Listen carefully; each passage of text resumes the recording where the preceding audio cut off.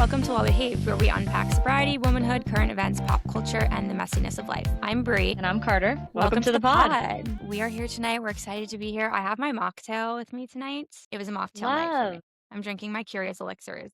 I have a culture pop. We love. Cheers. So we have lots to talk about tonight. For anyone who follows pop culture, I mean, it doesn't stop. It's constant.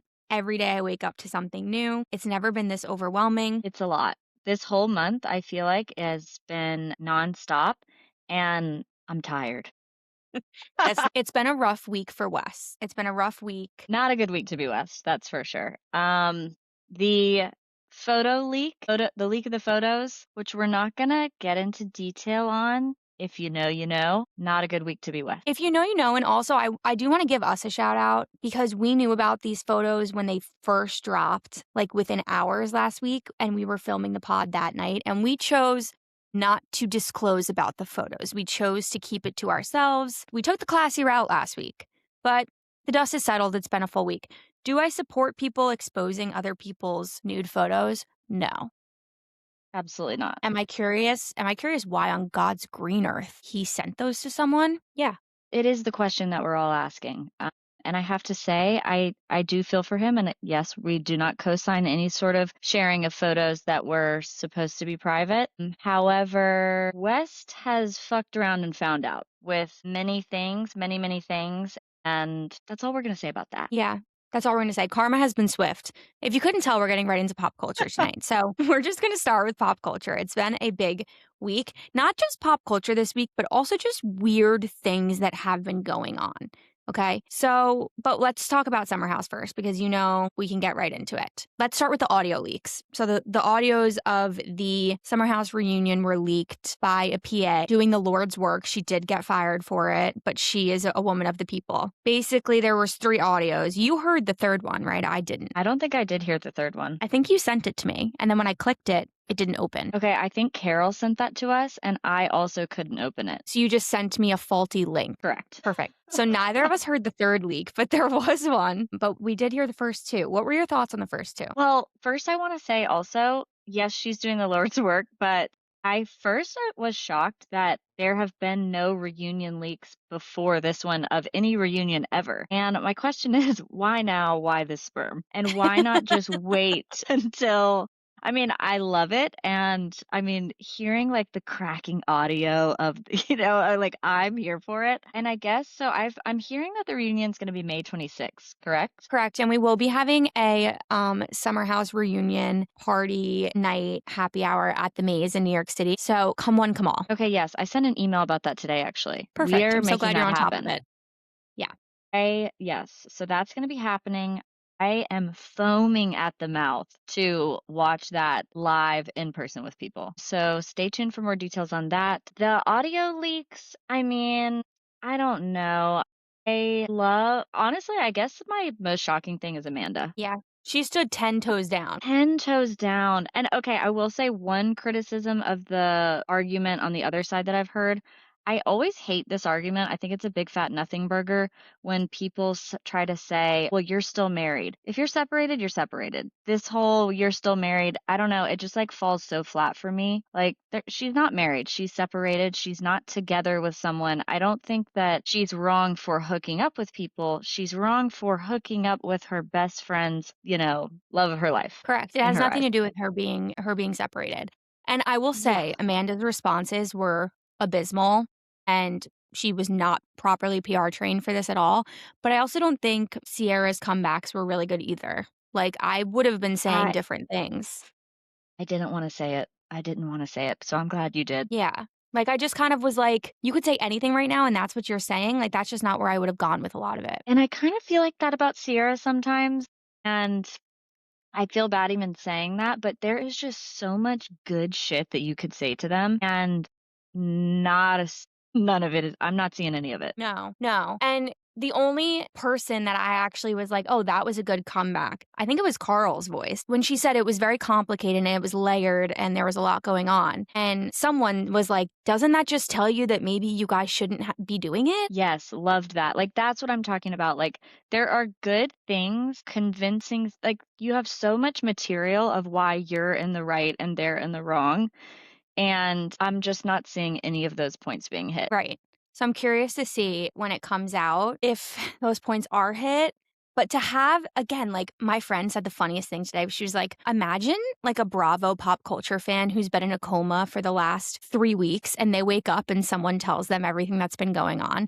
Like, I just feel like it's always something. Last week was the audio leaks. West nudes. West was mute the entire reunion also. And then West's grandmother was murdered. Okay, the grandmother murder of it all. And also, just one thing on Wes being mute. I was watching, I guess it was clips from the last reunion where he's being grilled over all this Sierra stuff. And like him just, he's chewing on his nails and he's coming up with just like the lamest, just him articulating himself is so hard to watch. Yeah. He turns into a little boy. Yeah, which is a manipulative tactic and not Right. how he actually is. It's Right. very baby bird, woe is me. Right, and I don't know if Sierra just got a bad edit on last week's episode this past week's episode, but, like, it was also a hard watch to watch him and her make up, and then all of a sudden she's, like, all over him, and they're going on a double date. I was like, "Wait, this is, like, really cringe." Okay, and I know we touched on this last week, but I've been catching up on the episode, so I just watched the conversation of them making up. And again, I know we mentioned this before, but begging the guy who wants nothing to do with you to be your best friend. It's just for me, and again, I know we've all been there. We totally have. But let's just take this all as a reminder to never be there again. Because what are you really asking for from him? Someone who does not want to be in a relationship does not care about you. And No. I honestly, I hate to say it, I think this is why he doesn't have that much to say a lot of the time. Because if he was honest, what he would say is, I'm just not that into you and I don't want to be in a relationship with you. But he can't say that. He can't say the truth. And so that's why he has nothing to say because he can't say what it really is, which is that he just doesn't want to be with her. Right. Maybe he wants to be best friends and hook up and he thinks that she's hot, but Yep. it's not there for him to go that far with it. Like, every time he says, "This is really hard for me," I can see it all like, "No, it's not. It's not really hard." He just doesn't wanna hurt her feelings, but, like, you already have, too Yep. late. Yeah, and I do think giving her a little bit of grace obviously, they're in a different situation because they have to work together for 8 weeks out of the summer and be on a TV show, so I do get that she's in a different position than a normie where you would just say, "No contact." No contact isn't an option for her, so I do think part of it is she's trying to navigate having to be with him for an entire summer. In a normal situation, you obviously wouldn't have that. So Right. I will say that. I think that's part of muddying the waters of the relationship in a way that is not normal, but still, Yeah. I still. definitely empathize with her, and again, we have all been Mhm. there. Like, Yep. we've all been hurt by a very low grade man and then really wanted them to be friends with us for some reason. Sends a shiver down the spine. It really does. It's a rite of passage, and I feel It for really her, is. but when I did that, I was not one of the most stunning people on earth with $1,000,000, and she is. So I need And her to she get her bag is. and step the fuck up and realize who she is, and I hope that she's doing that now. And I do think she is. I'm glad to finally see some real money brand deals roll in because honestly, it was a little quiet for me at first. I was getting a little worried. I was like, okay, Yeah. she's throwing up Girl Scout stories, but I'd like to see a little more, which we love that for her. We love her for that, I should say. But I'm glad to see the heavy hitters rolling in now. I agree. The Sephora one where she had a Sephora post where the caption was like, "Sephora actually rewards loyalty," and I was like, "Damn, she ate down with that." But that's what I'm talking about. Like, that is what I'm Yeah. talking about. Um, okay, on another note, this has absolutely nothing to do with pop culture. Did you see the video of the mega church in Korea? No, I did not, but you probably know, and anyone who's followed me for 5 minutes probably know how I feel about a mega church. Do tell, do tell, do tell. A mega church, okay, is this the thing also where there's like funny memes about the insane things that mega churches are doing and how much it's costing and like, that you could be feeding the poor. This is what your mega church is doing when they could be feeding the Right. poor and instead, they have giraffes coming in and they have people hanging with flames, flying across the congregation. So basically, this video had me wheezing. Like, this is just my peak sense of humor, too. but, like, it's a mega it's a mega church in South Korea, and the Jesus, the priest, I think he's supposed to be dressed like Jesus, or maybe he's just a priest, is Oh, attached to wait. I did see this. I he's did see this. attached to a harness on a crane, a Right. full-blown crane, and he starts to levitate in the air, and at first it's like a Pink concert, like he's levitating, he's floating above everyone, but then it doesn't stop. Carter, it doesn't stop. He goes, I swear to God, he leaves the stratosphere, like he No, I saw the video. He was in another dimension. This man, this Jesus keeps lookalike, going keeps going up and up and up. like, he was up with the skyscrapers. No, he literally I was cackling And like a witch in bed watching it. no, I didn't even get to the end of the video to see how far he went up because I got so pissed off at how far he was. And I was like, this video, you know that little thing that you get on TikTok that's like, is this video worth your time? It's No, like not it's interested. not. No, I am not interested in finishing this video. Mega churches need to be talked about more, and I'm reaching the point where I might need to go and do some market research and go to a mega church. No, I can we please do a mega church? We need to do a mega church episode because the material is never ending. Absolutely. There was a period when this was even actually before Secret Lives of Mormon Wives came out. I was super interested in Mormonism and like what it was all about. Like I didn't want to be a Mormon, let me make one thing clear. But I found it so peculiar. And there was a Mormon church next door to my apartment in San Diego, and I always wanted to go, but you weren't allowed to go in if you're not Mormon. Like they like know everyone. So, but I think mega churches are like come one, come all. Like they want your money, they want you there, they want your voice. And mega churches, do Mormons have mega churches or is it mainly just evangelical Christians? I think it's an evangelical Christian thing. Yeah, it's like a It Christian thing. it definitely is. I just like crack up at the I know that I was seeing some of the videos like around Christmas because like they would be having full live nativity scenes with, every animal, and I was just like, this can't be what Jesus intended. No, it's like so gluttonous, which is one of the deadly sins, isn't it? Yes. It's so over the top and it just strays from what I believe is the original message. Not that I really believe in that either, but that's neither here nor there. As someone who went to Catholic school for 22 years of her life, I also was in the choir and I was in the handbell choir. I sang at mass every Sunday.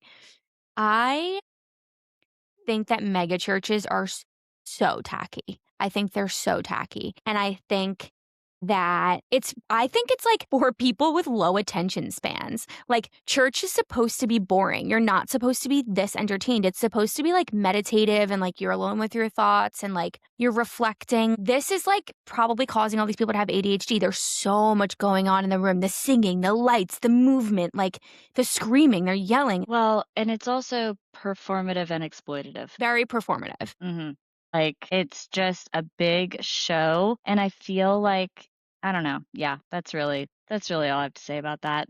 I'm busy this Sunday, but I think maybe soon we need to go to a mega church. Are there mega churches around here? I'm So sure there wait, are. so many. Are there? Oh my God. So many. I guess for some reason, I just picture them all being in Texas. No, there's one down the block from me in Hoboken. And I'm really pissed off because this is like a side note. I love the movies. Like the first thing I bought myself when I got sober was an AMC Stubs membership. And there used to be this movie theater down the block from me in Hoboken. And now it's a freaking mega church. You're kidding. Wait, They side note, changed it I to a mega also, church. random thing, I used to hate going to the movies. And then when I stopped drinking, I fucking love the movies. Oh, it's the I don't know what best. that's about. Like a Sunday going to the Because movies, it's like something to do and Mhm. like, and you feel like you got out. Especially when I really want to see something. I saw Marty Supreme, Oh, saw good. Wuthering Heights. What else did Yeah, I I saw see? Marty. I'm just laughing because my best friend passed away in December, and my husband and my best friend's husband didn't know what to do to like make us feel better. And so they were like, you know what? They surprised us and took us both to see Marty Supreme. Stop. So the day before her Huh. funeral, we saw Marty Supreme with them. We were like, thanks, guys. Like, Nothing they're like, we heals wanted to get your quite like mind off Marty everything. Supreme. Well, that movie No, will get literally. your mind off stuff. No, definitely. I mean, I was just, like, drooling over Timothy Chalamet the whole time. Yeah, mega churches are everywhere, like Hillsong. Have you watched the Hillsong documentary? No, I haven't, but I should watch that. Is that about the guy who was Justin Bieber's preacher who cheated on his wife? Correct, and let me just break something down for you and for everyone who's listening in, okay? So I've kind of, like, cracked the code on this, and I'm 99% sure I'm correct about this, so just stay with me. Okay, Justin and Selena broke up, right? Then he started hooking up with Haley, and they were fully hooking up. They were like a thing. Then they ended. Justin got super into Hillsong, okay? And something the Hillsong church did was they were sexually shaming people. So they were saying that even if you'd already lost your virginity, it's really important that you become a born again virgin and you wait until marriage. I think that Justin Bieber was doing that, and that's why him and Haley got married so quickly. Like, Okay, I think that's that why they got married in, like, 2 months because they had already slept together, and then he got back with her and was like, "I'm a born again virgin, we can't do this," and they were like, "We gotta put a ring on this quick so we can get back to business." Okay, that does make total sense. I have always thought that there was some relation between Justin, born again Christian, kind of just like as a band-aid to not even just a band-aid, I think that it is genuine from him as a way to, like he was dealing with so much and had dealt with so much that he needed something tangible to point to. I'm working on myself. I have my life together. And I think that's why Haley fit into that image and that thing he was trying to create moving forward in a way that Selena didn't. And, like at that whole puzzle has always made sense to me, but the purity thing of it all is like that makes perfect sense. Yeah, I kind of figured that out when I was watching the Hillsong documentary. I was like, "Okay, this is all kinda adding up now." But the Hillsong church Yeah. is big in New York. My sister-in-law actually years ago went. Some coworker of hers brought her, Oh, and that's right. they were in, like, the VIP line, like, because there's, like, a VIP. She said she went, and she was like, "It was incredible," because at the time, no one, like, knew a lot about mega churches, so she was like, "It was so empowering and uplifting." Anytime, obviously, that's anytime there's money involved is where corruption is possible. And I think that's why with mega churches, because the stakes become so high, because there's so much money and so many people involved, that's where people get into trouble. And there's no reason for churches to be that big and that showy and that, again, I guess performative. I don't know. But I do anyway, remember okay, this. one other pop culture thing I wanted to touch on. Okay, so I'm reading Lena Dunham's novel, not novel, Jesus Christ. I'm reading Lena Dunham's, okay, Memoir.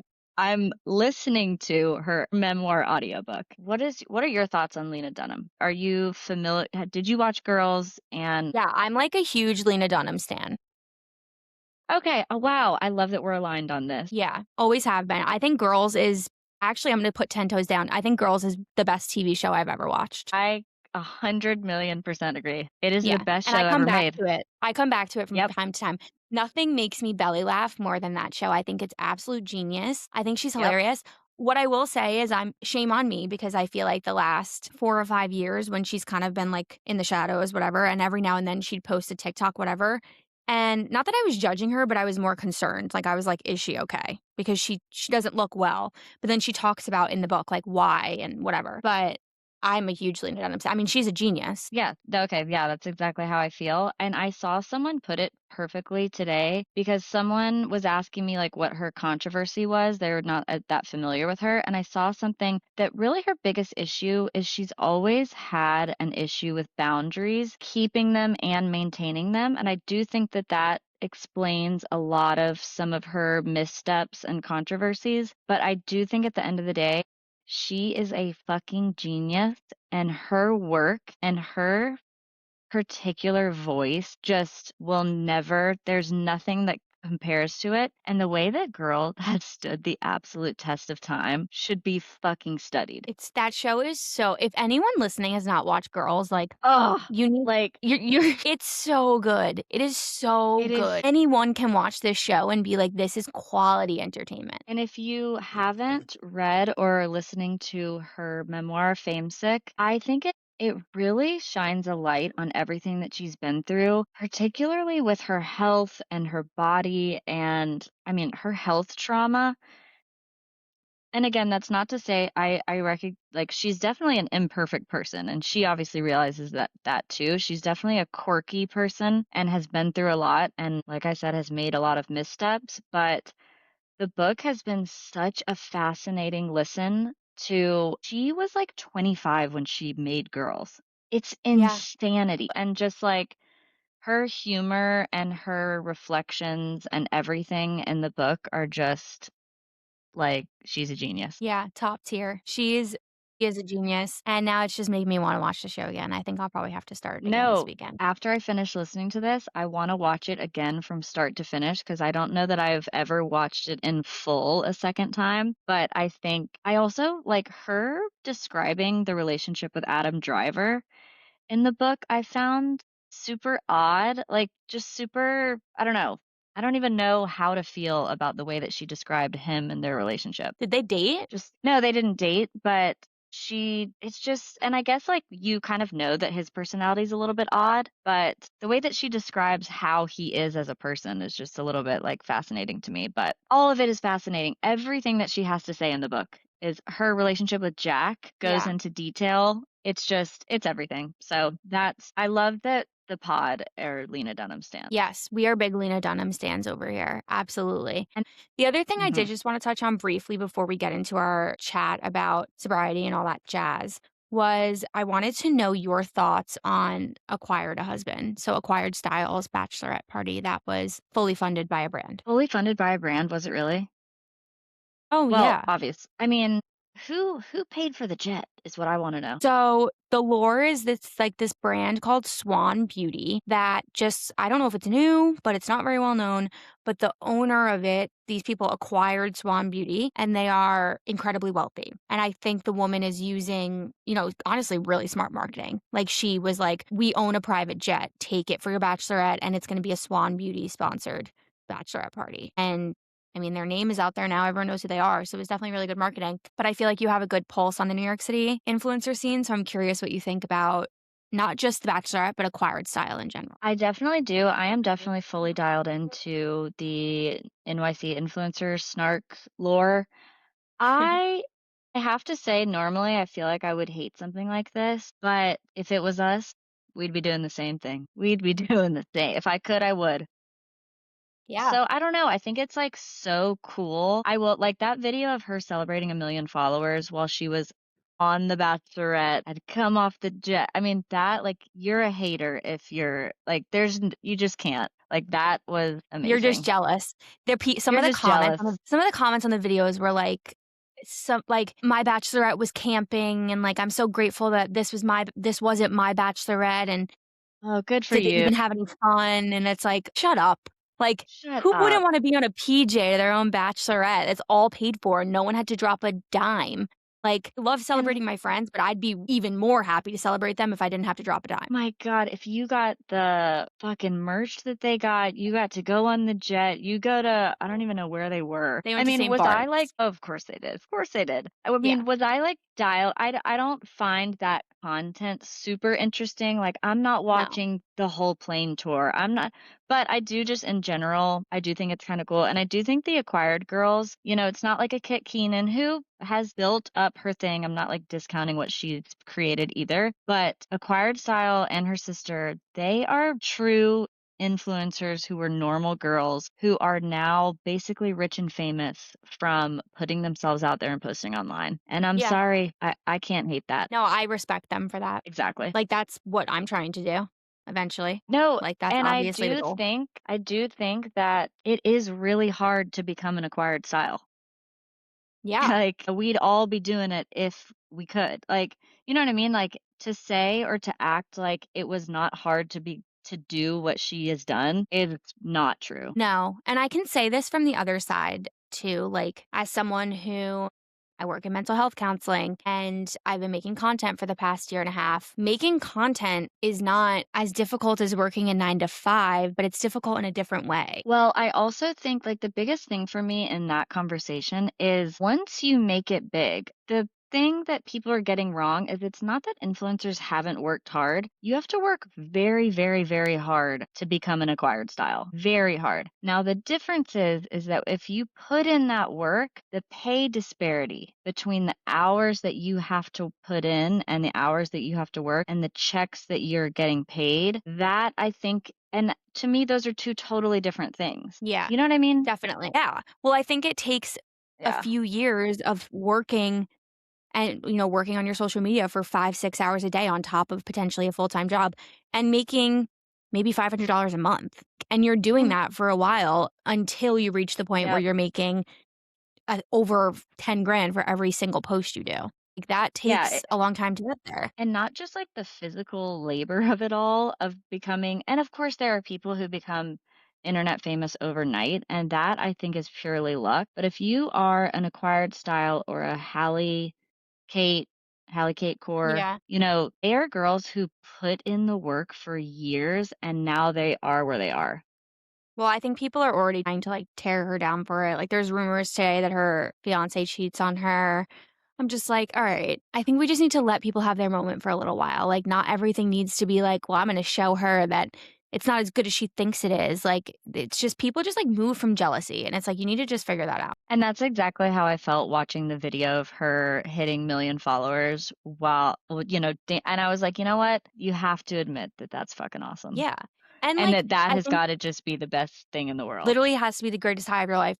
And, like, I think something people need to think about, and I was given this advice once and I really follow it, is like, if you are feeling jealousy or envy, you need to follow that because it's just showing you what you want. Yes, and I think that it makes people really uncomfortable, probably ourselves included, it makes you uncomfortable to look at something and go, "I would like to have that. That would be fucking awesome to be on a private jet with all my best friends hitting 1,000,000 followers." And I think you're doing a disservice by saying, "That's just so stupid. Oh, I would never want that." Like, who does that? You should be able to have your own confidence to say, "That's fucking awesome. Love that for her." Exactly. I think people hide behind a screen though. Like, I think if anyone met her in person, they'd be like, "Oh my god." Like, you know what I mean? Yeah. All right, should we talk about our topic for this week? Yes, we should. Let's get into All it. right, so this week we're hoping to talk about glowing up when you stop drinking and in sobriety. And with glowing up, we also want to talk about the parts that kind of suck. Specifically within your first year, we had a lot of people asking us, like, can you talk about how you got through your first year of sobriety, your first few months of sobriety? So, like the physical, emotional, identity shifts that happen, what gets better, what's harder, and what social media doesn't show, even though we kind of share everything. But yeah, I guess a good place to start maybe would be talking about the first few months of sobriety. Like, do you remember what it was like for you the first few months? Yeah, I mean, what I'll say about the first few months for me is I actually felt like the first few months were easy. I think for me, the couple months after that were harder because first couple months I'm like pink clouding it, right? Which just Mhm. means that you are just like elated to be sober. You're like in a pink cloud, you're so happy. And I think that's how I felt at first because I was so relieved to not be dealing with the day-to-day stressors that I was dealing with in drinking all the time. So I wasn't having hangovers, I wasn't having anxiety, I wasn't having to struggle through my work week. I wasn't and so I was like riding a high those first couple months because I was so fucking sick and tired of myself by that point. And this is I talk about this a lot about being ready and why I think it was a little easier for me to quit by the time I did because I had been thinking about it and sort of testing the waters for so long. So anyway, first couple months, I'm like elated. I'm like I finally am not being weighed down by making the decision. I had finally made the decision. And so the decision fatigue was gone. I think what was harder for me maybe was like 6 months to a year. I don't know exactly what months it was, but it was a period where the high of being so proud of myself and happy that I had finally made the fucking decision to when the dust had kind of settled, I guess, is kind of what I would describe it as, where it's like, okay, I'm no longer just so physically and emotionally relieved to not be dealing with this. Like that had sort of the dust had settled from those feelings. And I was like, okay, so now I have to like, this is my new life. And I feel like that period for me was the biggest adjustment because you kind of are like, okay, so this is my new life. And I think at first I was kind of trying to keep everything the same. I was like, my day to day is going to stay the same. My weekends are going to stay the same. Trips are going to stay the same. And I think maybe like 6 months to a year, maybe a little after, you start to kind of think about like, this is not my old life. This is a new life. And it's okay to start making some decisions. Like, I just think about like my weekends, for example. I think at first I was so dead set on keeping everything the same. Like, I still can go out, I still can go to the bar, I can still do whatever. And that adjustment period, 6 months to a year, was when I was like, you know what? I think I'm actually going to start trying to focus my time on stuff that I actually like to do. And that might be different than how my life looked before, and I think coming to terms with that adjustment. So I feel like it's probably different for everybody, but I think the adjustment of it all is the most difficult part. Yeah, I know. I agree with a lot of what you said. I feel Yeah. like the one thing I was thinking of too is like the first month or two, I was on a pink cloud, but I had been sober for stints prior to that where I was really on a pink cloud, like the first few times I Mhm. tried to get sober. So it wasn't as strong my last go around. Like it was more doom because I knew how hard it was going to be and I had already been sober for 4 months and like I just knew what I was in Mhm. for. But I will say what like kept me driving the first few months kept what's the right way of saying this? What drove me to keep going the first few months of Me sobriety driving. kept me driving? Okay. What kept me on the Okay. road. What kept me in the whip? No, what drove me to stay sober the first few months, I feel like, was that I was still remembering and holding on to the shame of the last thing I'd done. Mm. I think after a few months, that shame starts to go away. You start to feel better. The shame for a lot of it starts to go away. And I thought it was really hard. Like, I remember months like 7 through 9 being really hard. Like, I don't know, waiting for this like ta-da moment where like my skin was going to improve, like everyone said, and I was finally going to lose weight, like everyone said. And I was swallowing the fact that I was going to have to be sober forever. And I knew that. And I think it all does kind Mhm. of come at you. And then once I hit 10 months, I was so close to hitting a year that I was almost in another pink cloud, that I was like so proud of myself and so excited that that kept me going. Okay, no, I'm glad you said that because I do feel like something changed for me around a year because I think hitting a year made it feel so real and made it feel so like, oh wow, like you're really doing it. And I think after a year, it became a lot easier to tell people and to talk to people about it with confidence.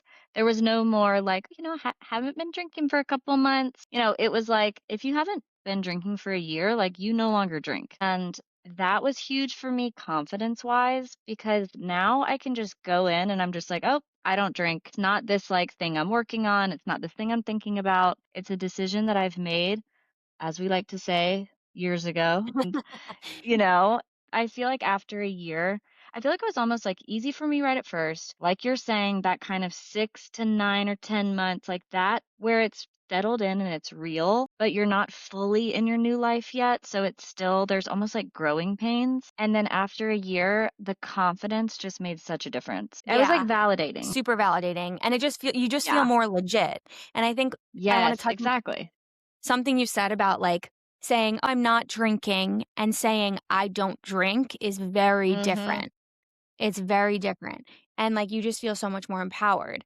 I think one thing that I found difficult, and I know other people do as well, is I didn't see a glow up happen for a while. Now, when I look back on pictures of myself when I'm drinking, I'm like, who is that literal ogre? Is she okay? Like, but it was hard to draw that comparison at first. I think it took like a year for me to actually see some differences in like my physical appearance, which shocker that it would take a year for me to look and feel better when I was destroying my body for 15 years. Like, it's not going to happen overnight. But I feel like that was one thing No, that was like a little annoying for me. okay, yeah, I also did not feel like I had an immediate glow up, and I don't know that I ever felt like now when I look at like even my content or like how I look on trips, like and how I look in photos, I do feel like I look a lot better because it's not just like sloppy photos of me at the bar. But I definitely feel like I didn't have like I honestly like now my skin has cleared up so much, and I don't know if this was related,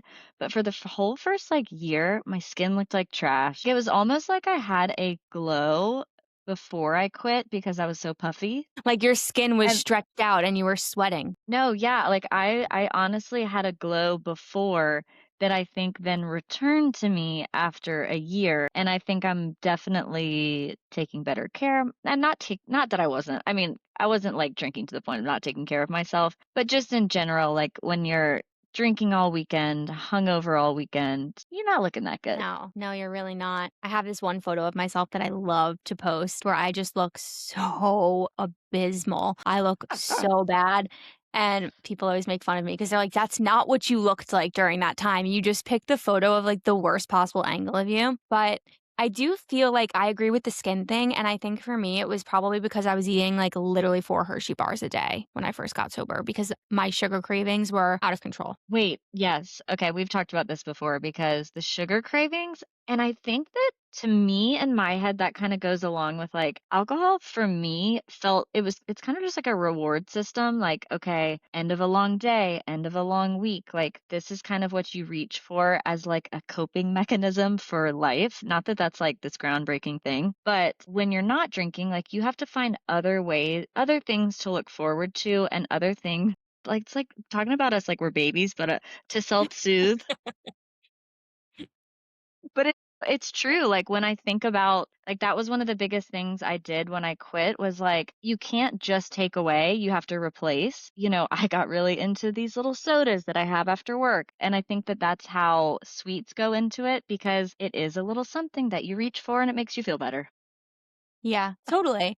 And if and right? I always say, like, I used to kick myself for it, like, in the beginning, I was doing and not that I've gotten any much better, but I was doing so much shopping, and I was doing Oh, so much, like, coffee, coffee, coffee, constantly having coffee. But, like, if that's what you need to do to not no, drink the first year of sobriety, just let yourself do it. Like, I am so glad you said that because I feel like I say that too because, first of all, the shopping, I finally have gotten a handle on it, but same. it was really, again, you're self-soothing. And I also think that you're like, okay, I'm doing this really hard thing. I'm really proud of myself. What do I'm going to have a little reward. But I totally agree that because I think it can be too overwhelming to say, I'm going to cut drinking. I'm going to cut shopping. I'm going to journal.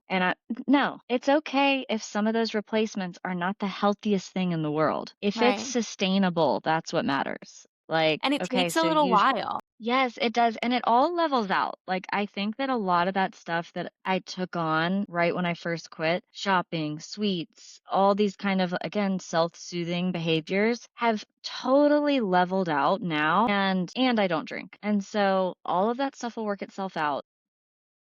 Yeah.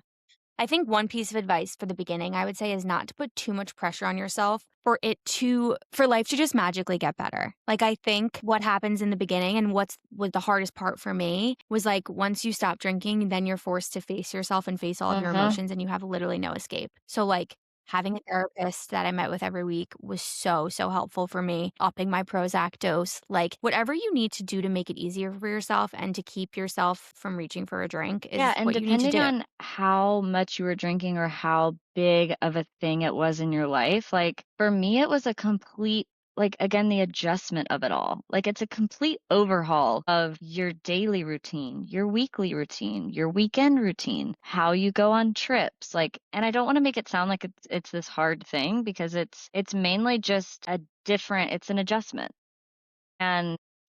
And they're just growing pains with adjustments, but they level out, and then when you come out on the other side and I told myself that, like, the whole way through, I was like, "I know that this is so uncomfortable right now, but this uncomfortableness of this adjustment is temporary, and it's all gonna level out, and I'm gonna be so happy that I came out on the other side of it with this new life where I don't drink." And I feel like I am so there now.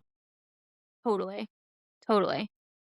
And I do think it's hard because 'cause you're grieving your old life that you no longer have. Like you said, your routines completely change, your weekends completely change. As much as you might try to keep them exactly the same, eventually you're not gonna want them to be exactly the same as they were when you drank, and, like, you are just grieving this old person that you used to be that maybe was, like, a little reckless and maybe a little funnier and just maybe a little more wild, like and that is sad.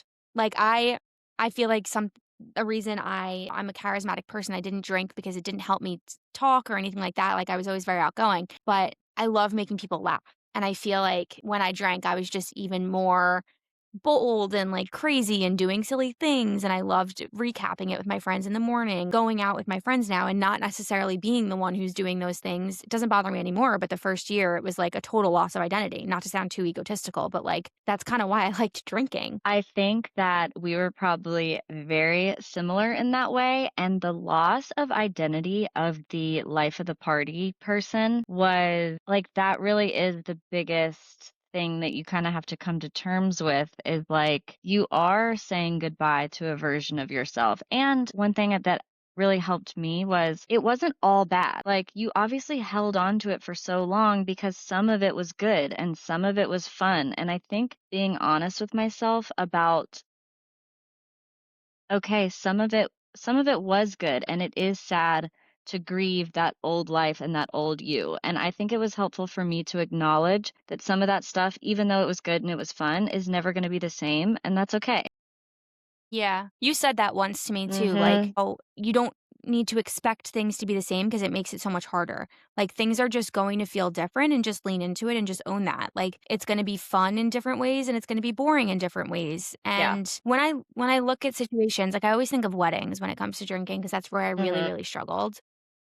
You know, when I was drinking, weddings were fun in certain ways and weddings were an absolute disaster in certain ways. And now weddings are fun in some ways and weddings are boring in some ways. But I always feel like when I wake up the next day, I still have an equal amount of fun as I had when I was drinking. It Yeah, just and I looks think different. I feel that way about like the bachelorette that I just went on and the pre-wedding trip to Florida that I was at last weekend with my friends. And there are totally things about it that would be completely different if I was still drinking. But I also like it still was so much fun in so many ways. And there were so many positives. I love waking up and feeling amazing. I love waking up and not having anxiety. I loved enjoying the day at the house, not thinking about, okay, I got to make sure I'm going to eat.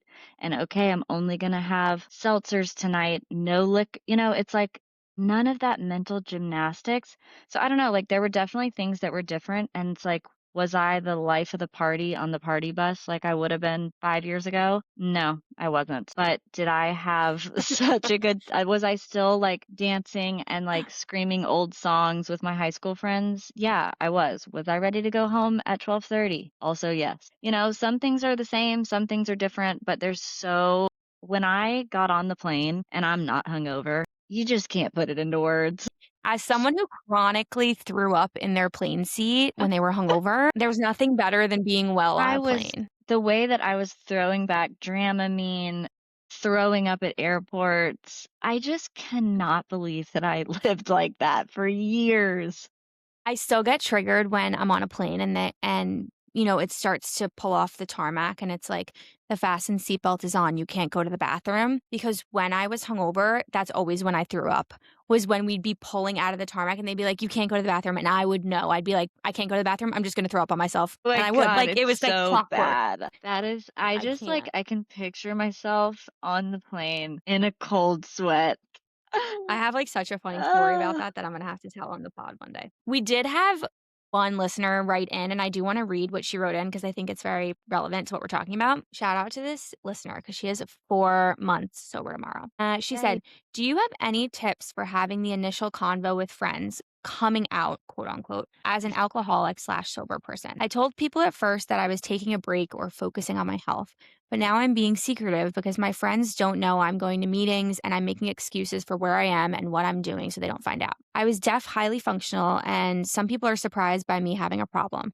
So people don't necessarily get it when I just say I'm not drinking unless I really explain. I'm trying to face the shame and tell my closest friends who really should know, but I'm choking on the words and I don't know how to broach the topic. I feel like this is relevant because you have really good advice about this. I remember you sharing it one time at the maze. And so I'm just Mm. curious, like obviously we can all relate to this so much, but Oh, just in terms of how to tell people that you are not drinking. I just personally think that the more confident and forthcoming you are sooner the better and easier it is. Like the second that I was serious and straight up with my friends, they were so supportive of you know what I'm like there was no like once the second and it's very hard to come I understand having a hard time getting to that point where you say it out loud to the people in your life and you're like, I'm quitting for good. This is for real. It's not a joke. It's not a phase. And the second that you show your seriousness about it and your confidence about the decision, anyone who actually cares about you will rally around you. And that was totally my experience. The second that I told my friends that I was serious about it, everything became easier because it's like, "Oh, this is serious. This is not a phase again."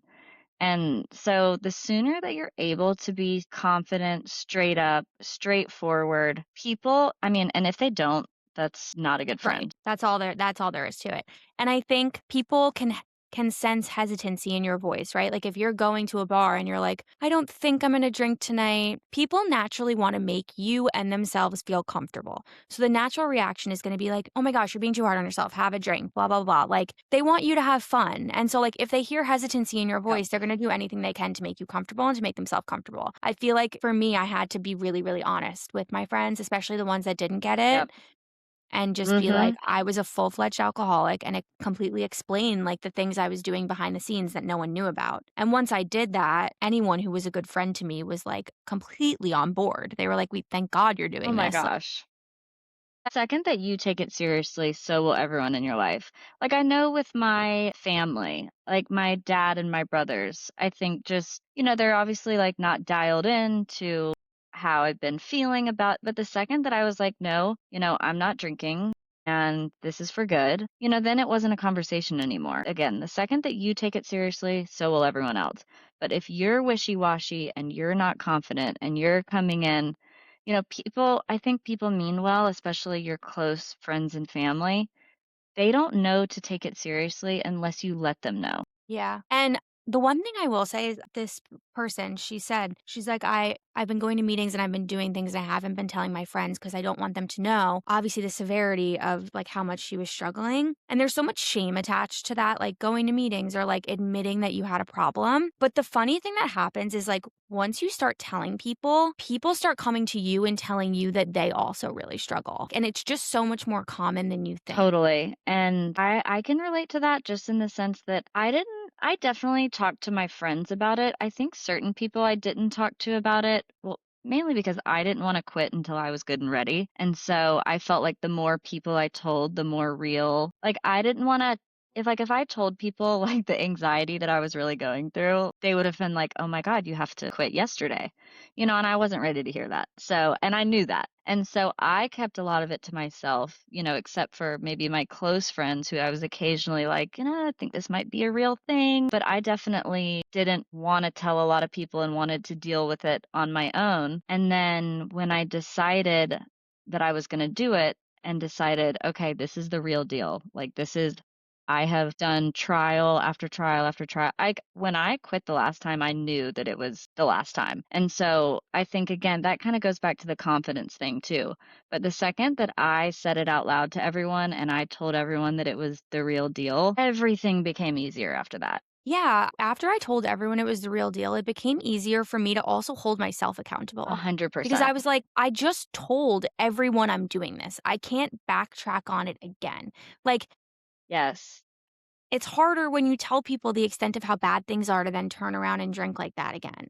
You feel more shame doing that than you do about the fact that you had a problem. Yes, and I think that's exactly why I wasn't broadcasting it before I knew damn well I was good and ready because I didn't want the added pressure of other people knowing, "Oh, wow, she said that it's this bad, and then there she goes, and she's drinking again." I was like, "You know what? I am gonna just deal with this on my own. I'm gonna handle this myself. It's gonna be no problem." But I think that that's the double-edged sword of telling people in a good way that, it does hold you accountable, and the more you're open about things, the more real it becomes in a good Yeah, way. in a good way. Exactly. So, if you're listening, I hope that helped. I Definitely think after the first year, it gets a little bit more easier to feel confident in yourself. My gosh, I really I know said it already, but just the confidence that comes with time and feeling and knowing that it's legit. I think the confidence that comes with time is unmatched. Yeah, absolutely. I think that's all we've got for today.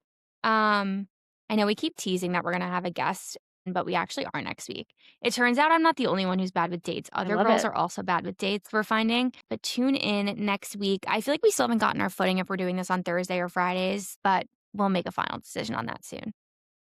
Amazing. All right. Oh my god, episode 4 in the books. Bye. Thanks for listening. Bye.